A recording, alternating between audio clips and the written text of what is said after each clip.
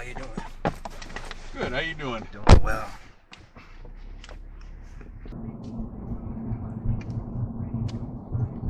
Just about done with school? Yes, sir. This is gonna be the last day. Today's the last day? Mm-hmm. All right. Yes, sir. Get about a month off, and then I'm back at it.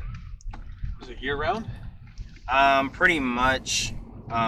We come back. I start my training with my new team in July, so I'll be training folks, and then all the teachers come back August 1st. And school starts the 8th, so we start a little earlier this year. Huh. Okay. And which means we'll probably be out the third week of May. This year or next year, really. Next year. But yeah, I'm excited.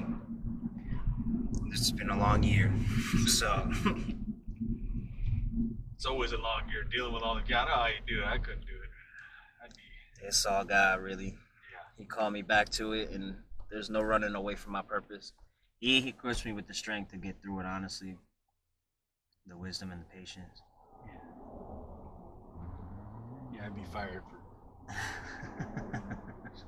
Stop that nonsense. Yeah, that's the one thing about them is once you're around them a bunch, like I'm like a second or third parent to some of them. So Okay. understanding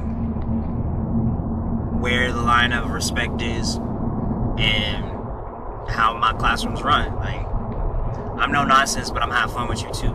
And I think learning can be a really fun experience. But the last thing I'm gonna tolerate is disrespect. Right. Or laziness. And I know what y'all are capable of.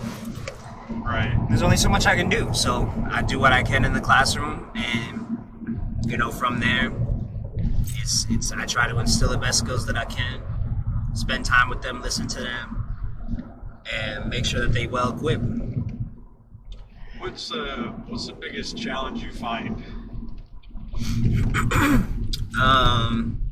Sometimes it's more the adults than it's even the kids. Okay. The lack of support at home.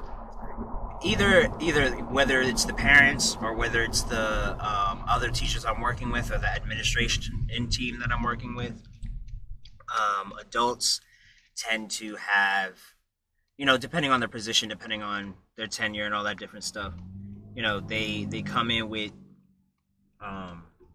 this is my way or the highway type idea. You mean And as far as staff at the school?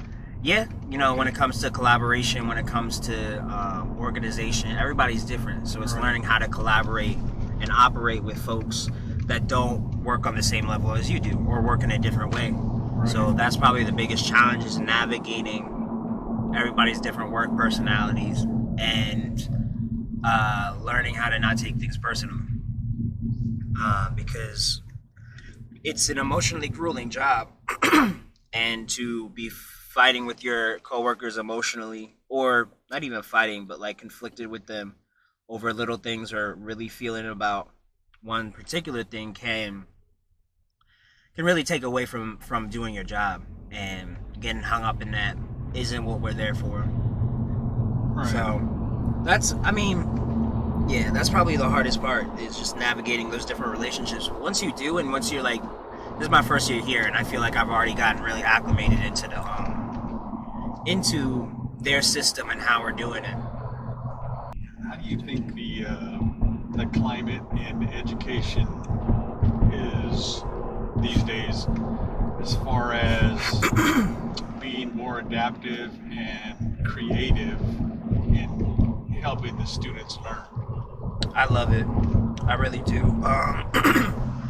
The beauty of education is that you never stop learning, and I think once we remove the stigma that there's only one way to learn something or there's one way to view something, especially as a country, understanding that there are always most times there are multiple solutions to one problem, and everybody learns differently.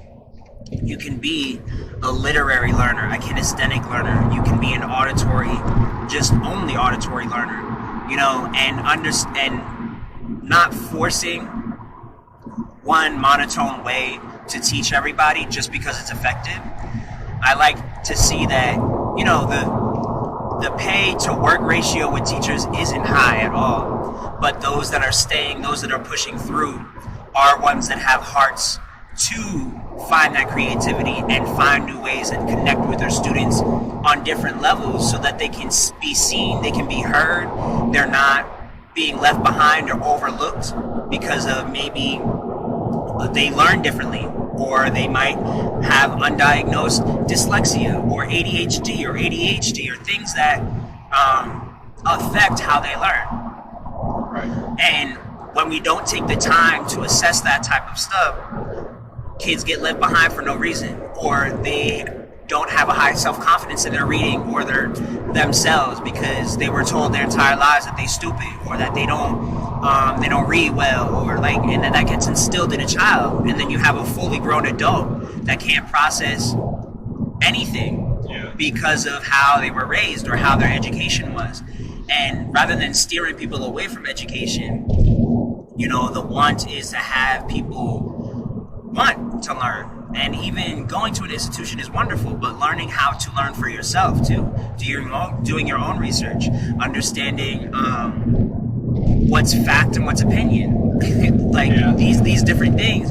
So I think in the world of, especially in the evolution of information, social media, and social interaction, it's really important that education evolves as well.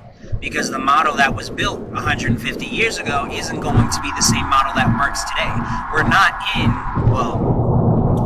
the economic disparity is a lot different now in these 20s than it was 100 years ago. Right. Technology, medicine, social status, all that goes into how we interact with each other. So I think education needs to move along with the technology that's moving in. It's hard because there's so much more technology. The social aspect of the learning kind of gets cut away because now you're in this space, this cyberspace, where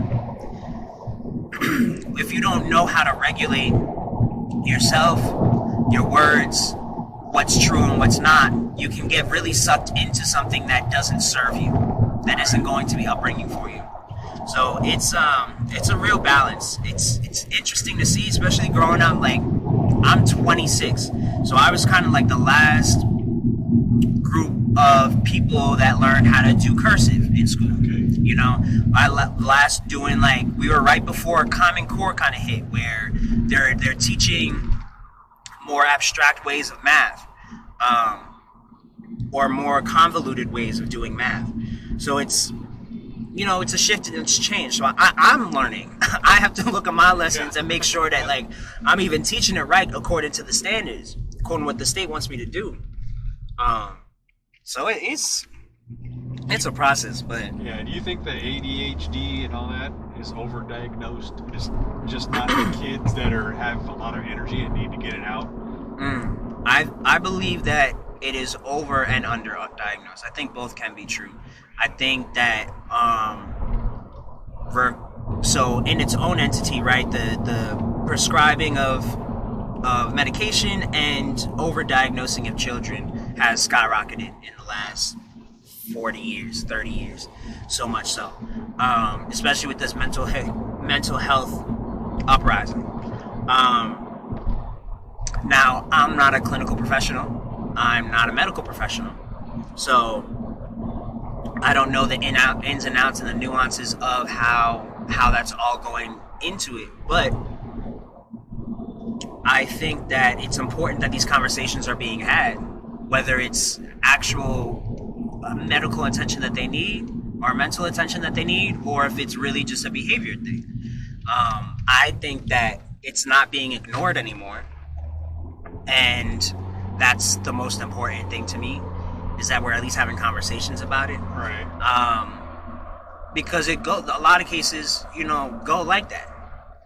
And some people just stick with one opinion, one medical opinion. I think it's important to get, if you can, if it's accessible to you, to get multiple opinions. Right. It's definitely out of my view, professionally speaking. I think both Both are true. It depends on the area, depends on the demographic, access to resources, whether people are even going to the doctor, and how is it showing up in the rest of their lives.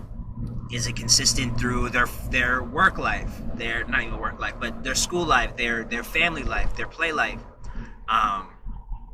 Yeah, there's so many different factors that go into it. I think people just shouldn't take it lightly, or shouldn't take it lightly, and shouldn't also just pass over people that might be dealing with something different. Right. Yeah.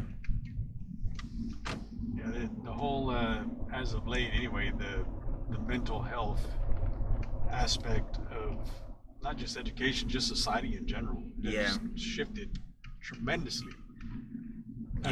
As opposed to 40, 50 years ago. Right. That's definitely has more attention to it. But I think they do need more help, right? Yeah. Because otherwise they're going to end up on the street if they don't get it. Yep. And that's like, what, 80% of the people that are on the street are have mental health issues? Yep, they're dealing with something that they might not have the resources or the understanding to navigate. Yeah, okay, so real quick, this is a great conversation. I like it. Yes, sir. I have a YouTube channel. Would you be okay if I put this conversation on YouTube? That's fine. That's fine, my man. I appreciate it. Of course, man. Stay safe out here. God bless, man. All right,